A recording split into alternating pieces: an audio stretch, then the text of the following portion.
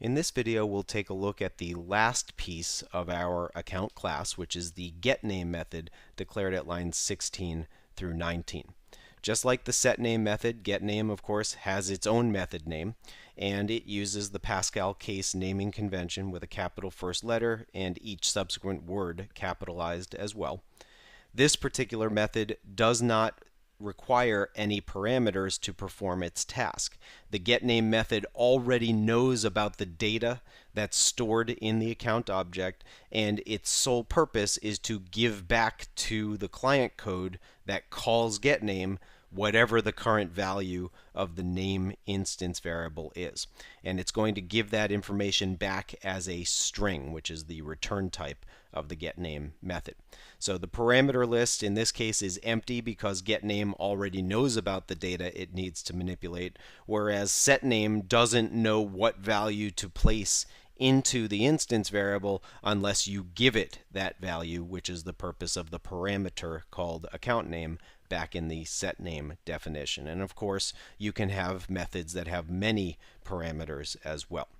Now, we also declared getName with the public access modifier, just like we did for setName, which allows the account test class to use that method to interact with the account object. Anything that's private inside of the account class cannot be used to the right of the member access operator on an account object, but the public members can. So getName can, setName can, and in fact, if I go ahead and let's just type my account here for a moment and dot, here what you're seeing is the Microsoft so-called IntelliSense feature, and what it's showing me in this list are all the different items that I can place to the right of that dot member access operator. And you'll notice I didn't define all of these. I defined getName and I defined setName, but there's also several other methods being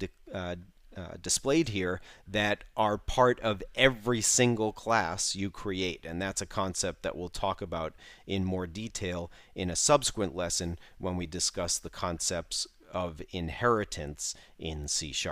So when you're writing your code, you're going to get this IntelliSense help that will help you make sure you only use what is allowed in a given context. And in the case of the main method in account test, when we interact with an account object, we can only interact with its public members called setName and getName. So the getName method, because it needs to return a value back to its caller, contains a return statement, which is required in any method that has a return type other than void. And the value of the expression that you place to the right of the return keyword is going to be what gets passed back to the caller. So going back over to account test for a moment, when we first created the account object, we had not yet specified a name. Therefore, the name instance variable in the myAccount object was set to null by default. When I called getName the first time, null was returned to this string interpolation expression here at line 13. And when you output null with a string interpolation expression, you get nothing. It doesn't display anything at all, including the word null.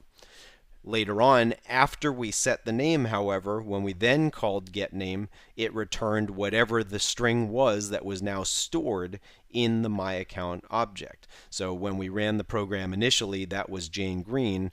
Let's say I run it again, and this time I type Bob Blue, and in this case we see whatever name we just entered being returned by the getName method.